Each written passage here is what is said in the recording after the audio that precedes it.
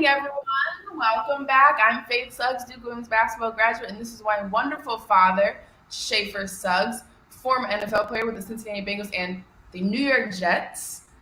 Daddy, good morning. How are you? Morning, Faith, Brianne Suggs. How are you? I'm good. I'm good.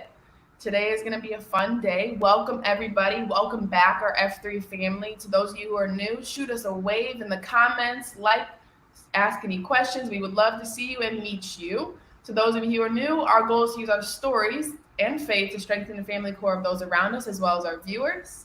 So we hope everyone has their Suggs mugs and is ready to settle in for the day. If you do, give us a like, show us a wave. We're excited. We're about to get some fun stuff going on. Reminder that we always check our comments. So we see you guys flying in this morning. Good morning, everybody. Good morning.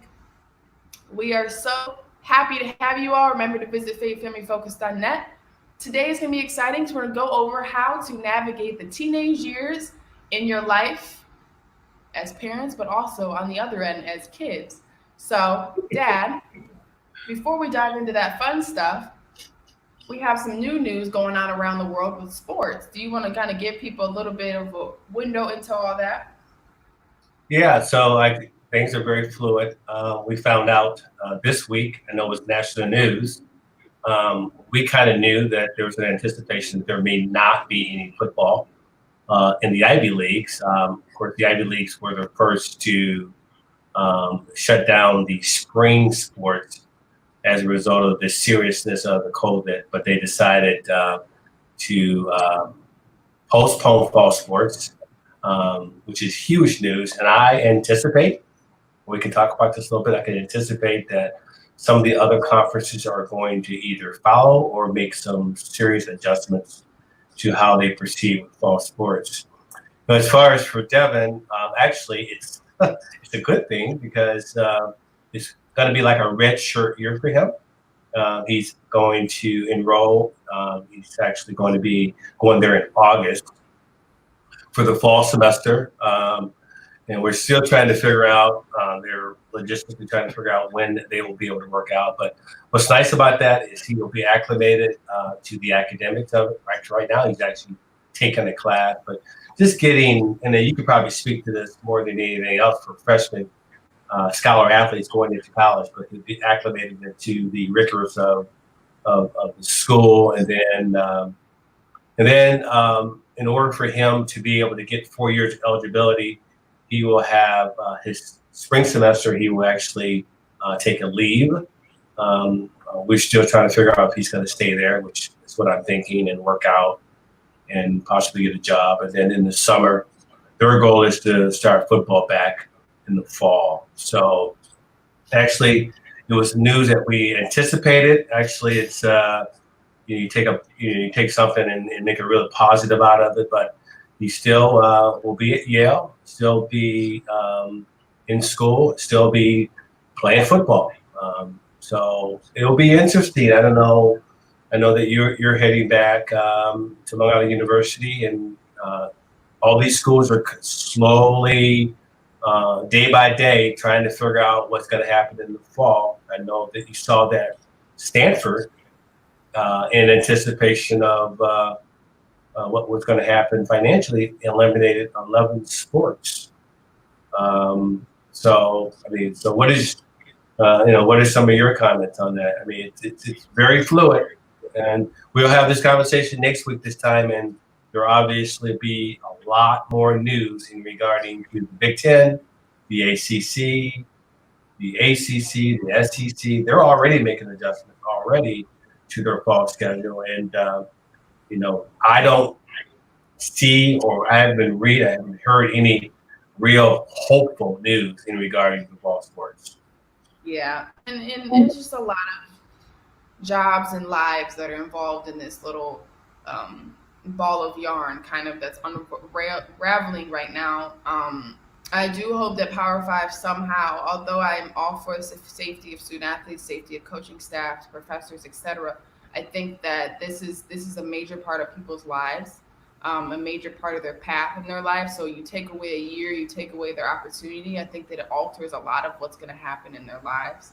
I think that Power Five schools, they need to have sports. I think football is, I think, the first test. I don't see schools, um, mid-major, low-major, other schools having sports just because financially it's too much. They don't have the resources to keep the kids as safe as they can.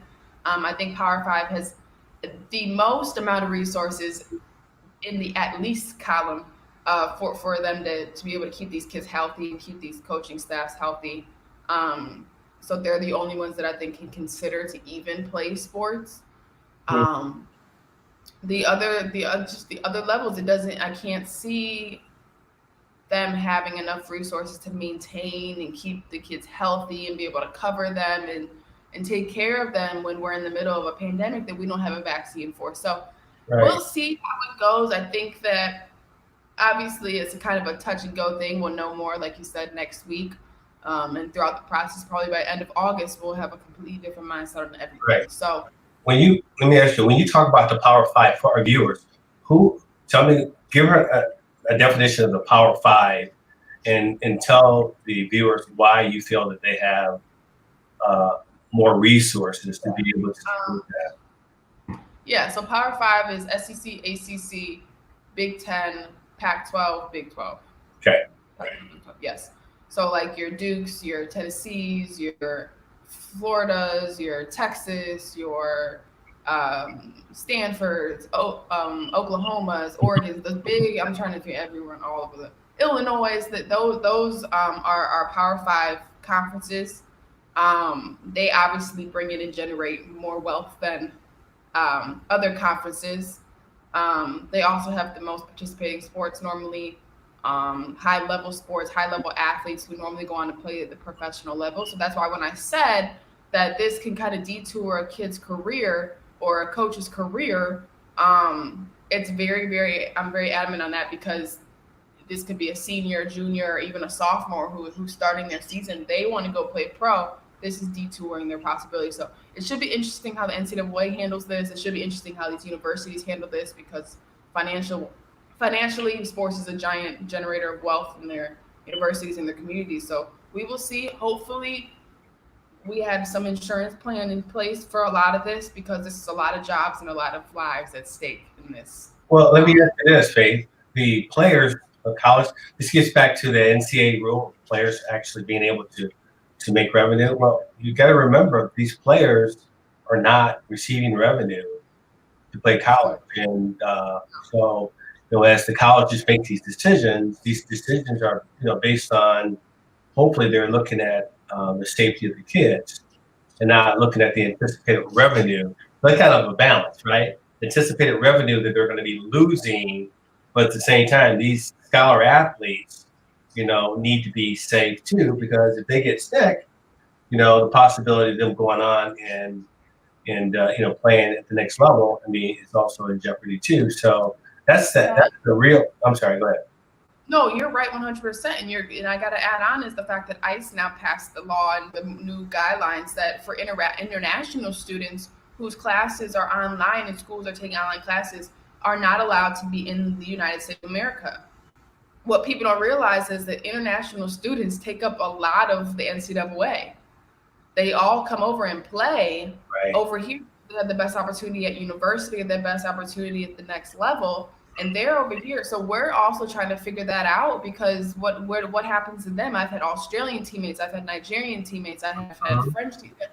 What happens to them? They're part of a program, so how do they get to stay in the country? So it should be interesting how the NCAA navigates that and those guidelines that we decided were a good idea to pass, even though they have nothing to do with anything. But we should see that it's a ripple effect. You see Harvard is suing the government because at the end of the day, a lot of these prestigious, intelligent institutions have a lot of international students. So if we want to keep the wealth in the United States of America, sometimes those international students just might be the leaders in our Ivy League institutions. Right. I agree with you. But we have some very interesting things going on. We have some few awesome shows coming up in the future. We got some cool ones coming up Monday, Wednesday, Friday next week. We have some cool guests coming up. Haley Gurecki My teammate drafted 31st in this recent WNBA draft.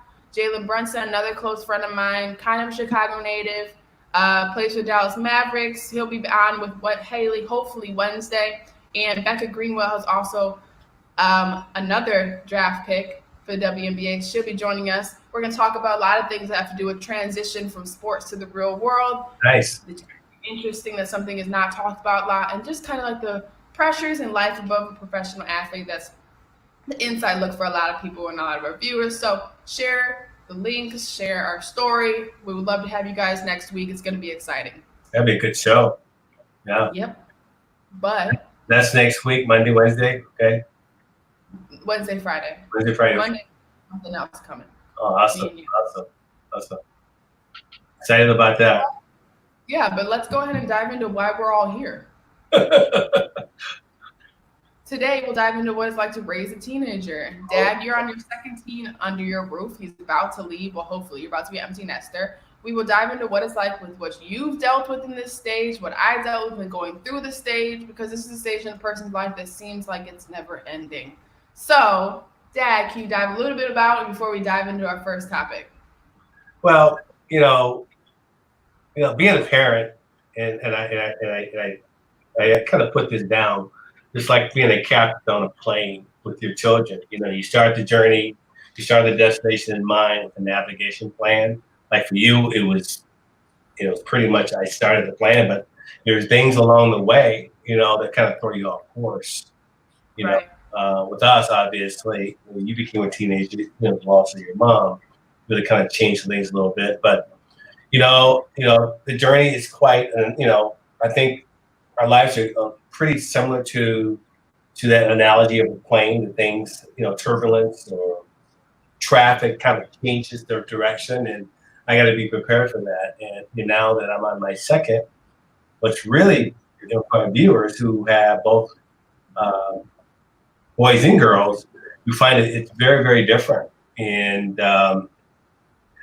it's really interesting just in the last 2 years, how much, Devin has changed and how I've had to kind of navigate and change directions and continue to learn and grow as a parent with your help, because, you and I went through that plan. But so you definitely need to be humble. You definitely need to be willing to learn. You definitely need to continue to read. You definitely have to continue to have patience, and you definitely have to continue to, stay in your faith, because at the end of the day, we talk about let go, let God. There's a lot of times where I apply this serenity prayer to the way I parent. God grant me the serenity to accept those things I can't change, the courage to change the things I can, and the wisdom to know the difference. And then that application is really huge when it comes to raising a teenager who begins to formulate his own ideas. They're going through a lot of different growth that, you got to remember you went through as this is always good for me. I can remember back when I was growing up and what it was like. And both of you have very similar personalities, but a lot different. So, so I'm excited to hear and talk through this. It's great to be able to talk to him, because so right now he's going through this period now where, okay, he went through spring, right, where all of a sudden there's no graduation, there's no prom, okay, go through the summer with an anticipation of, okay, we're going to be hopeful, and now he's going, where there's another change, where there's actually no football, but the bright part of it is he gets a chance to go to college. But I still have to kind of put a radar on and I don't do a very good job of, because I love to insert myself there to make sure he's okay. But I have to continue to learn how to just kind of hover, but not hover over what he's going through. Yeah. Yeah, and that's definitely something that a lot of parents have, is the balance of where do I belong in this situation. I think the first thing we should dive into, because we'll get to that, it's in the middle, it's a big topic that we'll get to, is what do you do when you don't know anything anymore and he knows everything, right? When that happens, like, because you said that when we were kids, gosh, I don't know anything anymore. I guess I am not intelligent anymore. I have no idea what's going on in the world. Like their teen brains, and I try to explain this, we all have been there, going through an actual stage of development, right? Their prefrontal cortex, which is up here in the beginning of the brain. It helps you make decision making and judgment, that's developing at that time, but it's also extremely underdeveloped, right? Because it takes time for that part of your brain to develop. So it explains why a lot of decisions they make are sometimes costly, or we think it is, but it's also because they're new to stuff, right? When you're an adult, you've already made mistakes 6, 7 times Right. before, you're able to navigate. Maybe that's not a good decision. For teens, they're still coming out of that preteen area where they're just trying to touch and learn, and it's like they're still kind of babies to another develop in their life.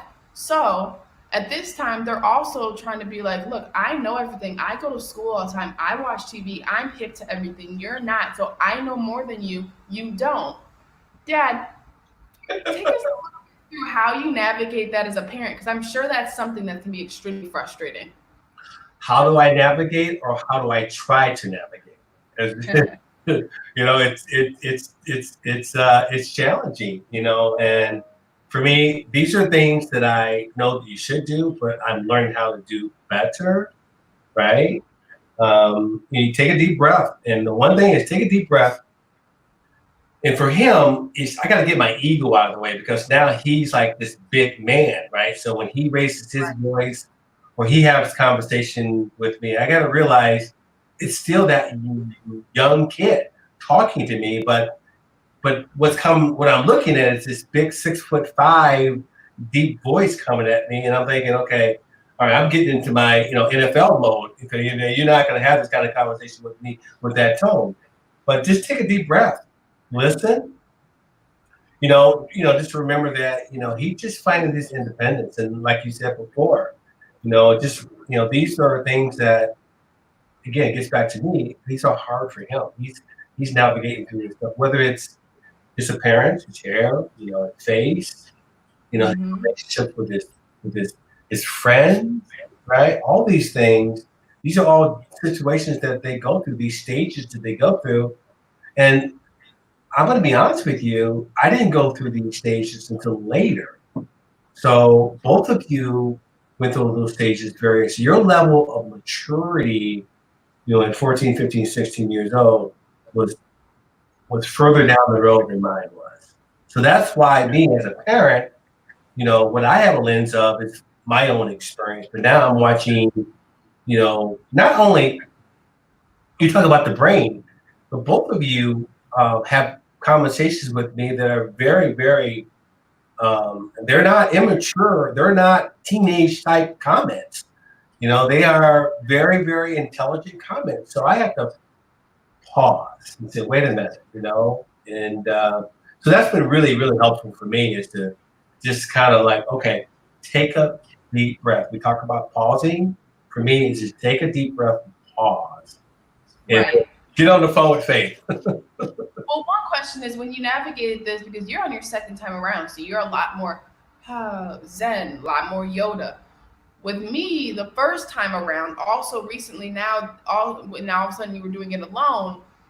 How, because that pause didn't exist. I want everybody to know that I was there. The pause didn't exist because you were still trying to figure this out. How do you navigate that you're so frustrated and a lot of yelling happened, because that's normal, because I was expressing myself, you're expressing yourself. How do you navigate that when things aren't as easy to just breathe? Because it's easy to be like, okay, now breathe, count to 10, breathe, count to 5, relax, leave the room, come back. Like that type of thing is not as easy as we think, right? Can you tell us a little bit about how to navigate that? Because I remember during our time, I didn't give you time to breathe. There was no breathing. Like, no, no, no. Because I said, why don't we just talk about it right now? Like, you know what I'm saying? How do you navigate those times when you are frustrated? Like, how do you not, you know what I'm saying? How do you remember that this is just a kid?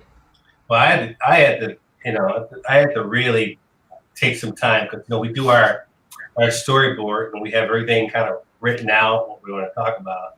But this one, I actually just kind of did. I read up about this, because the reality is, it is something that you really need to think about, and you really need to have a level of humility. But this is what I wrote. I said, just as parents, we find the roadmap of parenting has changed. Where the teens are undergoing huge amounts of changes in a short period of time. So do not be surprised that they may be scared, confused, lack confidence. They are changing physically, which makes them feel potentially self-conscious and awkward. They are changing emotionally and can be subject to mood swings. You know, they are intellectually more sophisticated. They are developing their own opinions, views, and of the world. So support them, and learn from your mistakes. And that's what I've been able to learn. And not be afraid to apologize. Start to let go and hand over responsibilities of being an independent adult slowly but surely. Don't be tempted to do everything for them. Yeah. Right? Don't be tempted to do everything for them, and make sure you show them and help them learn skills that they will need to learn down the way. Like managing their cash, like growing groceries for your debit, going grocery shopping, cooking, basic skills, how to wash clothes. I mean, those are all things that are helpful. Is to kind of take the pressure off of it and just get engaged with them and embrace adulthood with them, right? And then you develop this what you common ground with them. And I think for me, those are really good things that I read, but these are good things that I've been able to apply more with Devin than with you, because you happen pretty fast. You're pretty much already there, and with 2 years of high school, then you're off, right? With him, I have kind of went through the whole gambit, doing it by myself. Right. And let's talk a little bit though about embracing adulthood with them. Because at the time they think they do know everything. They think that they're like, I know how to do this, I know how to do that. How do you respectfully humble your child? Because I feel like you've had to just, you know what I'm talking about. The moments we would be like, Dad, like, what side is the gas tank on? Dad, because your response all the time when you try to remind them is, I know, I know, I know, I know. How do you respectfully humble your kids in the moment? Like, remember, you do need me. I am here to help you. Just remember that. It's the timing of everything. You find the right moments, um, because again, while they're formulating, they're getting their independence. Okay, and a part of it is me is learning how to coach and parent. Not go on a rant of you should do it this way, you should do it this way. I told you to do it this way, but you're not listening, right?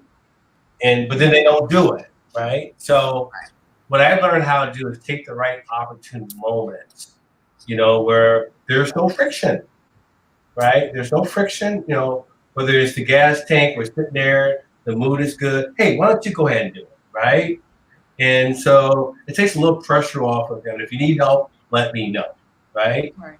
So he's not as vulnerable. He's not as vulnerable to criticism, because that's the one thing I have to learn how to do is not have my kids be worried about criticism. And that's all part of the whole coaching.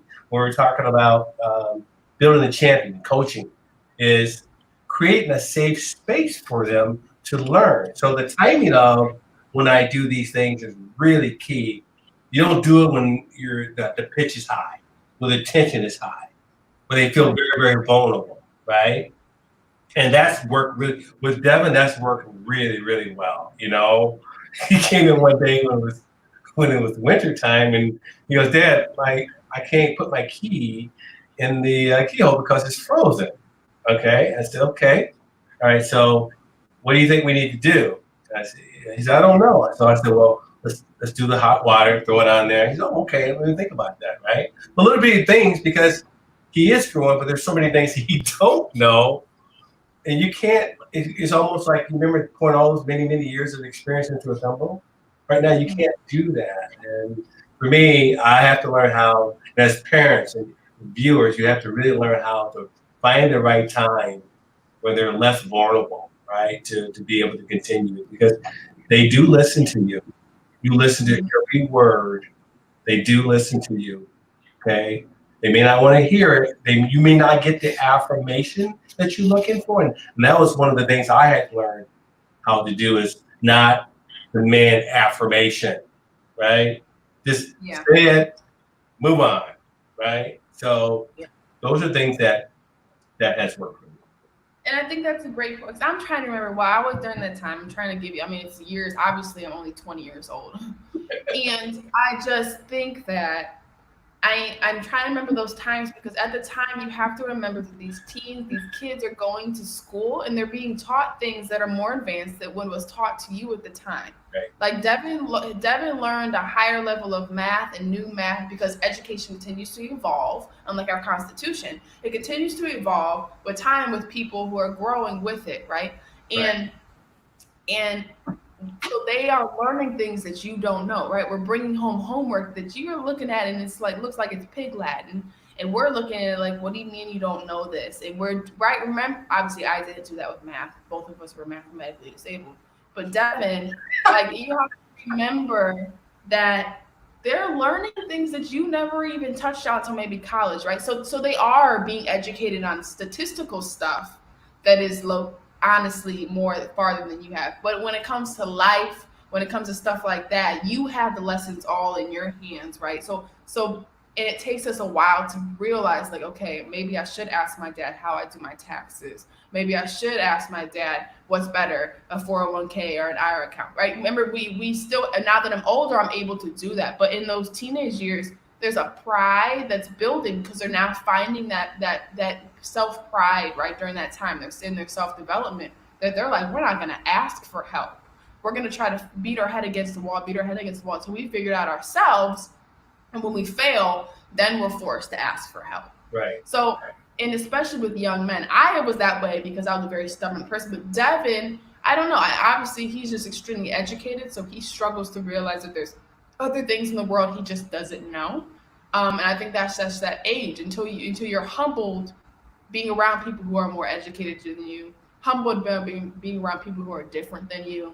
Then you start to understand, okay, maybe I don't know everything. Maybe I do need to ask for help at home, that type of thing. Mhm. Did you ever ask for help when you were going through this kind of process when you were deemed the unintelligent one in the home and you never knew anything, right? Who did you ask for help? Did you have resources? My mom was really good at, I say my mom because she had this way of, I could be vulnerable around her. And she was, she pushed me to do things that were, instinctively uncomfortable for me because I was kind of shy, but I wasn't afraid to ask her anything with Right. the risk of being demoralized or I can't believe you don't know that. Right. So, for me, I do remember that I did have a safe haven. And, when you were talking, ironically, this week, we were talking about, you called me up and you said, Dad, let's talk about investments. Let's talk about, and I didn't even know you had stock, right? But let's talk about investments and 401k plans. And, this was a conversation I probably had with you maybe a year or 2 years ago. But you probably were not as comfortable having. You have to get broke to realize that you want more money. That's what happened. I entered the adult world and realized that money leaves faster than it comes.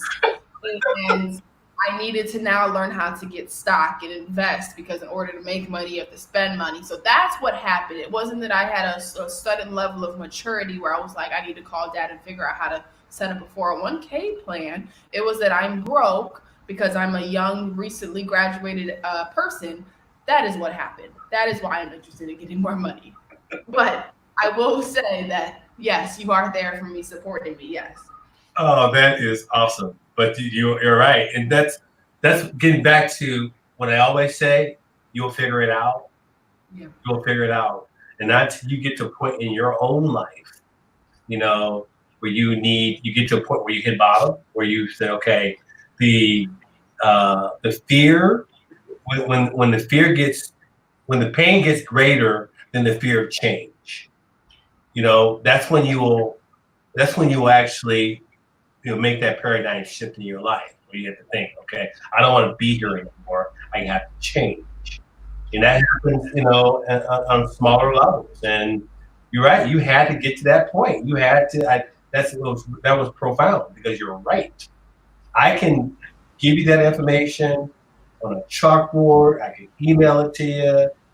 For example, I was emailing you guys things on investing money, right? With the hope that maybe because your mom was the guru. She was the CFO, so she was the guru with money, right? So I figured either or both of you have that intuitive, instinctively gift to be able to do that. So you're like me, right? Spending disorder. Spending money on cookies and ice cream disorder. So Intangible things. And I think I'm the contributor of that because I always came home with that, right? The Oreo cookies and the ice cream, right? So, right, but you find a balance with it. So yeah, and I think it's hard for you to have to be around. And now that I'm older, and I'm older, I'm coaching kids who are younger than me who are now just going through the process that I'm going through. They're just in college. They think they know everything about life, right? And I can think back to what I was 4 years ago, and then you think that's where you were 8 years ago. If you constantly do that, you realize, like, wow, I was stupid. I didn't know what I was doing, but in the moment, you thought you knew everything, and that's just normal. That's a human thing. For teenagers, that's just how they're figuring out who they are. But Dad, what happens when now it seems like they don't even want anything to do with you? You're not the cool dad anymore. You used to come home from work and everybody's like, Daddy's home, and you get hugs and love. And now you come home and it's just like, oh, that guy's here. What is that like? well, it's understand. So this is a part of why we're doing this show. This is a part of why we've been able to navigate up our path is having a level of understanding that this is what teens go through. You can't take it personal. You just can't. You just I had a hard time with it initially, but I just okay. He needs that time. I mean, there's been 2 or 3 days where we talk. 'Cause I do feed him, right? It's like you slide the food under the door, right? Okay, that's it, right? That's all you need me for, right? But he comes around when we have that kind of relationship where he's doing it not because he doesn't want to be with me, he's doing it because he wants to be alone. Right. This is okay. He's not okay. He's mad at me, because that would break my heart. But if he's mad at me, that's different, right? But he's doing it because he just needs to be alone. And as viewers, as parents, we all went through that phase. Unfortunately, we didn't have a lot of times. I know I didn't have a safe space where I could be alone. That's why I was out in the street with a football, with a baseball, with a basketball. That was because you had roommates. You had people that were sleeping right to the next to you. Did you have your own room? No. Yeah. So your alone time is nowhere near. I mean, Devin and I are very lucky because we just have each other, right? So we had our own room and we had space to just be by ourselves. When people wonder why do kids want to be in their rooms all the time? Why does it seem like they want nothing to do with me? Why do I only see them at dinner time? That's if you're having a family dinner, which is very important and they're key in their development, which we had a show on. But the reason why they do it is because they spend all day, and I've said this before. Why are kids going to school from 7:30 to 3, 8 o'clock to 4? Like, that's ridiculous. It's a long time to have to sit there and be still and listen and listen and listen and talk and communicate and have to write and be focused. And they only have 1 hour of free time to just release their mind. Then these kids come home and they're like, I'm exhausted. 1, they're growing, so that's why they're exhausted. 2, they're exhausted because they just spent the day. They've been up since 7:05, 6:05 in the morning. And they just want time to just be quiet, right? Let me ask this question, Faith. And this is out of nowhere. My concern as a parent is the time that teens spend by themselves. They spend on social media with Instagram, Snapchat, and I don't know how healthy that is. So for me, I didn't have that. You know, Okay. so I said my haven was because I didn't have a place to go be alone. It was sports. It was in Right. my life. I would go out, throw the ball against the wall. You know, I would create some type of thing that would keep me occupied. So I didn't have that distraction. But so leaving them alone, okay, Yeah. how maybe this may be a whole completely different topic, but how immobilizing to their development or not immobilizing to development is having that screen time for hours and hours each day. Right. And I think it's important that people remember that screen time is good and bad. I don't think screen I've seen babies know how to operate an iPad better than you do. Right? So it's kind of terrifying sometimes seeing of the amount of screen time that kids get to have. Um for me, when I took naps, I wasn't on my phone. I was sleeping when I was in alone. Devin a lot. The only time I know when Devin's on his phone is like 2 in the morning when he'll send me like a random. I don't Snapchat anymore. I'm too old. But he'll like send me a Snapchat, and I'll be like, it's a 4 minute Snapchat video of him just eating chips, and I'm like, what are we doing? Do you But see for what him, you were singing the other day? that him occupying his time, like this is just something he does. It's normal. Like for you at the time you guys got to watch TV, the small amount of time, right? Now kids, it's just technology is so normalized in our society that that is just something that is part of their development now. Mind you, a lot of these kids may become computer geniuses. I have no idea, but this is why I preach to them. While you allow them to have screen time, try to get them invested in reading. Try to get them invested in stuff like that. Devin does a great job of just doing his homework and getting out the way. Then he gets to be on his phone. If he wasn't going to Yale, we would have more to scold him on. But because he works so hard and he applies himself, which is how a lot of these kids are, screen time is just part of their life. It's like Right. eating now, right? If you take away screen time, a lot of them have like a panic attack. Have you ever seen you take away a kid's phone, all of a sudden it's like, oh my God. Like, you know what I'm saying? Like, it's all of a sudden a thing.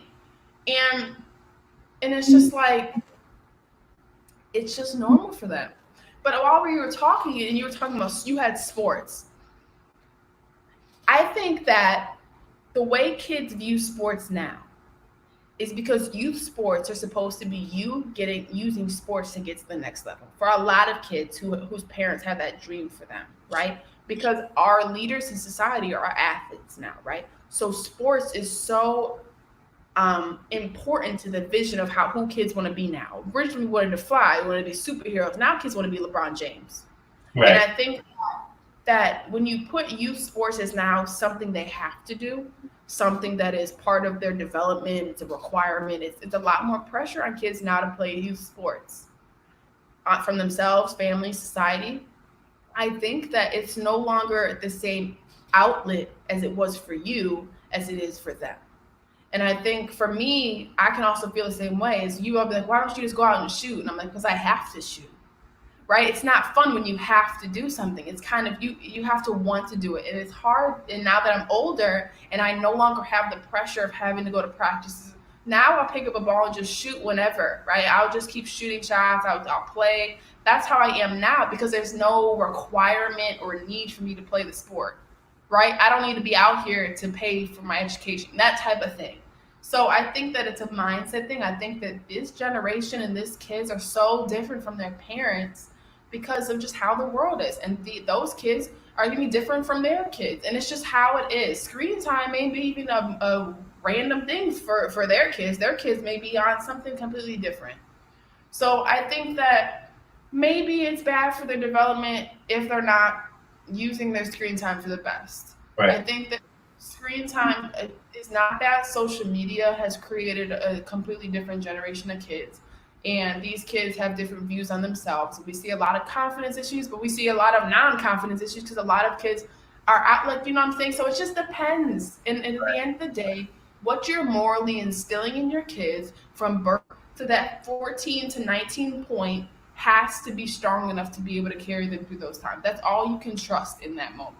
That you have provided them with the right morals, the right amount of self-love and love from you, that when they have this alone time, the screen time, the constant amount of time to themselves to think, that idle time, that they're able to use it in a positive way for their own development, even though they have no idea that they're doing that. Right, right, right. No, So, that's good feedback. Because I'm living it. I mean, I have visibility to it, and um, one thing I want to reiterate is you don't take it personal. And what I had to learn how to do, because I was just so emotionally attached to you two, when you guys were not, yay, daddy, jumping on my back, let's go play, right? yeah, I had to realize, okay, well, now you got to continue to do you, right?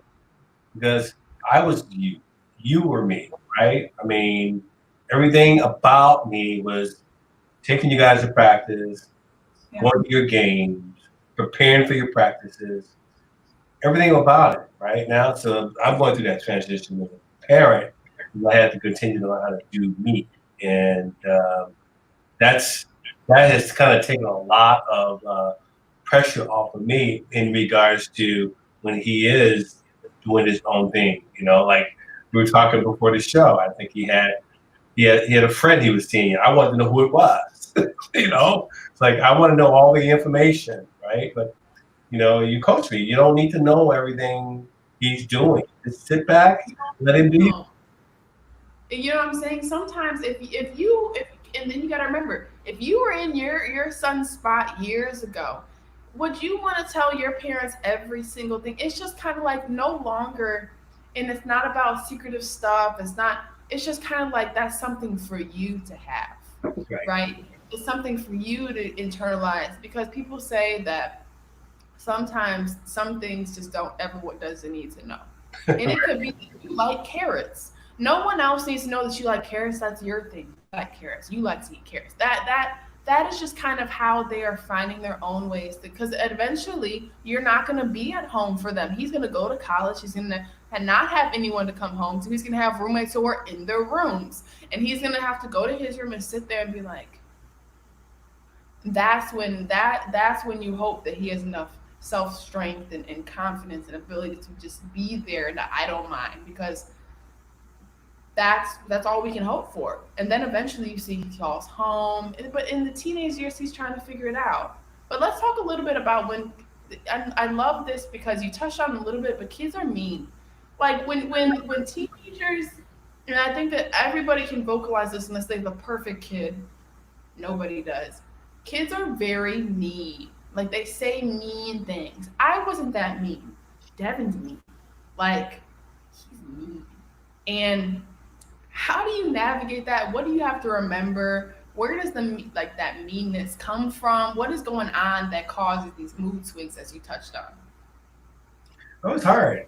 It's hard because it's not coming from a little squeaky voice anymore. Coming from Yeah. a very deep voice. So I have to learn how to not internalize it and take it personal. But then at the same time, me, I'm gonna want you to always be respectful, right? And that's the only thing I ask of is just having a level of respect. And it may not be the time to ask that. So a lot of times I have to remove myself from that situation and then come back at it again when it's a lot calmer, right? And again, it's all part of growth. It's all part of just them redefining the different versions of themselves, right? I'm not, you know, he's probably thinking, you're in my space. I know what I know. Okay, I'm becoming a man. I can do this on my own. I can think on my own, right? And then there might be things where where I would just be earlier on. I say, you do it this way, and you do it. And so I had a hard time understanding that I can't just say you do that, and he responds to it. Because that Yeah. may not have been the best way to communicate back then. Because Right. I was like, I'm the activator. Get it done. Okay, go make the shot. Okay, go work out. Okay, go do your running. Right now, oh no, no, no, no. I do that when I want to do that. So That's what that he knows now. Also, I may be under your roof, but I'm a grown up now. He's right, right. starting into that a little bit, which is wonderful. At one point, And another point, it's got to be extremely infuriating because you're like, well, you're right. You are. You have to be able to want to do this. And this is something you've always told us. You have to want to be able to do things for yourself first. But like I said, it has to come on their own. It Right. has to be something because you can, nowadays, when you say, go do your running, go do your throwing, and you also now are like, well, did you throw today? Did you run today? And you flip it on him, and he's like, no, because it's a come. And now he feels a place of kind of guilt, like I know I should, but now you're nagging me for that too. So it's kind of like, how do you kind of input yourself into it, but not being forceful? How do you not be nagging? Well, as a parent, I think uh, Devin and your mom would say that he will wear you down, Yeah. right? I think you still need to stay steady and you need to be consistent. And I told him, I said, I know you don't want to hear it, but you're going to hear it, right? Because I love you, right? I'm Yeah. going to tell you what you need to do. I'm not going to cave in because I'm, you know, afraid of the line of least resistance, right? Because he will wear you down, and kids will do that, and parents will say, "Oh, I'll just pick my battles." Okay. Well, I think you bailing out. You don't bail out as a parent. Okay. You stay the course. You stay the course, and sometimes it leads to some very uncomfortable conversations. Sometimes it leads to confrontation, but they know deep down inside that, okay, this is the line in the sand that dad wants me to respect. He wants me to be responsible. He wants me to continue to exert the right kind of effort. He wants me to do my homework because I know how that translates into where he's going to go next, right? If I bail out on that as a parent, parents don't bail out on it, right? Then I'm not doing my job. And uh, what I have learned how to do, Faith, is sometimes go, okay, this is not time to run this play. Okay, he's not ready for this play. He's not ready for this conversation. So now I'm learning how to go, okay, I'm gonna leave it. I'm gonna let it rest for 24 hours. And when the right opportune time comes, I'm gonna come right back at it. But it's gonna be the same message because he might be in a space where he's more receptive, Right. right? And that's the art. That's the part of, I think, as a parent, being patient. There's no playbook to this, but I don't think as a parents out there, we have a tendency to bail out, and I don't think that's necessarily the healthiest thing to do for a relationship with your teenager is to bail out. Right. Well, we talk about patience. Can you talk to us a little bit about the power of the second chance? Hmm. Giving another opportunity after they make mistakes, providing somehow teaching a lesson, but not shaming them in a way that it's out of fear and you somehow have disruptive because you got to remember that they're developing throughout this time and everything they do is that they're learning, right? It's like when kids touch fire, they got to touch the fire to learn that it hurts. Yeah. How do you what is your input on that? What's your opinion on that area? The I lived it. I lived it because I made mistakes there. Um, so that's part of me coaching you to do a certain thing and me not getting the affirmation, and then down the road you do it, right? Yeah. I told you, right? I learned that, okay, um, what you do need, because when they do make that mistake, the first thing they think about is he was been telling me all along that this is going to happen if I don't do this. So he's already beating himself up. Your child already beating himself up. You're already remorseful. And I think as a parent, best thing to do is to say nothing. Just okay, so because by saying nothing, I think that's a very powerful statement. By saying nothing, it's okay, all right, you okay, right?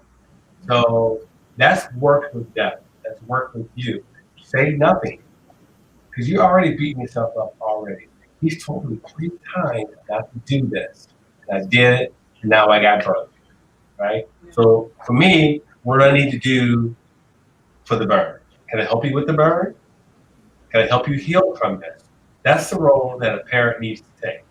What can I help? I'm not going to enable you, but if you're hurting emotionally, physically, bro, I'm going to continue to be that parent. Right. And that's how you. That's. I had to learn that. I think going forward, as you continue to navigate being a father as you guys get older, because I mean, the script flips too. You know, where you guys begin to help me go process through that kind of stuff, right? Like your conversation with me on how I interact with Devin, right? You can continually that hammer him and rant and this and that, it's not going to work, right? And then I continue to do that, and then if something explodes, you'll go back and you'll say, "Okay, I told you so, Dad." Well, I already get it now because now I experienced what you were trying to tell me. Right. So, um, Yeah, it's kind of like you hope that you instilled enough words of wisdom, enough good examples of you leading by example, of you teaching throughout the processes to a point where when they make a mistake, they're like, "Dang, he did say this. He did say the fire is hot. I had to learn on my own, but now I know." Right? It is not by sometimes when people we're not saying say nothing like look at them in silence. We're saying like the words that you are thinking aren't needed in that moment because it can sometimes be negative, stunting. It can cause some damage to them. It can cause damage to you. So we're saying like learn to not express your full frustration, and that goes with words, but also body language. right, right, Right? Don't show your shoulders. Don't show that you're so because the worst thing as a kid is not just angering a parent because we all get angry. It's when you disappoint a parent, right, and that because the very no matter how much you think they hate you, no matter how much you think that they're well, teenagers, they have nothing to do with you. At the end of the day, their purpose in life and what they want to do when they end the world is make you proud. And the one thing you can do to try to provide some sort of positive affirmation is to never show that they have strongly disappointed you or that you have somehow they have not lived up to what you want them to be. right. I use the word you don't pile on. Don't pile on. Right? Just do. I like how you said that, and we continue to learn because you already know. Yeah. That's good. That's good. That's a good comment. Yeah. Well, do you, I mean, well, in our last 5 minutes, do you want to dive a little bit into now that your child's off to college, now he's leaving the nest. What is that feeling for you? Is there a fear of letting go? How do these parents supposed to let go? What's the process of this of not coddling to this point? Well, letting myself slowly do that with my son. Remember that. You know, and it's hard. It's really hard. I mean, it's kind of hard for them. I'm almost speechless because how difficult it would be because it was difficult with you, right? But I realized that he's going to be okay, just like I was okay when I went off to college. That I should embrace everything that's going to be in front of him, and that I need to, again, what is our slogan? Let go and let God. I need to be able to do that. But, for any parent, I mean, I'm just an NFL player, but I can tell you right, it's going to be, it might be in line with the first most difficult thing I had to do with you is to leave you at Duke. And when I drop him off at Yale and leave him, that's going to be very, very difficult. But just like, when we did his graduation video, a lot of my friends say, you know what, I'm not very far away. But continue to be that parent, continue to let him know, because now it's going to be even more difficult, just like it was with you, that first year where I said, Faith, how are you? And I get that one word response, I'm fine. What's going on? Nothing, right? So you've kind of prepared me for a little of that. So, I'm kind of ready. I'm in a better space for that. And, but I'm just thinking about, okay, look where he is. Look where you were. Look what you've accomplished. And embrace that. Embrace that proudness in that moment and continue to be hopeful that it continues to be bright down the road. Right. And that's wonderful. We Yeah. just want to everyone for joining us. Today was a really awesome discussion. I hope that somehow it helped people because you're not alone. We all go through a lot of the similar experiences, no matter how different we all are. Thank you for joining us this wonderful Friday morning, this wonderful F3 Friday. We're so thankful for those who keep stopping by to discuss with us how to raise some teens. Monday, we're going to dive into something new, but thank you especially to our Amazon Fire, YouTube, Facebook, Roku, Apple TV, and most importantly, out of Phoenix, Arizona, our key platform, E360 TV. Check them out. Again, this is Faith Family Focus. We're going to faith as a vehicle to help heal and sustain others on the strengthening their family core. And of course, let go, let God, let go, let faith, let go, let love. Everyone have a wonderful Friday, and we'll see you Monday.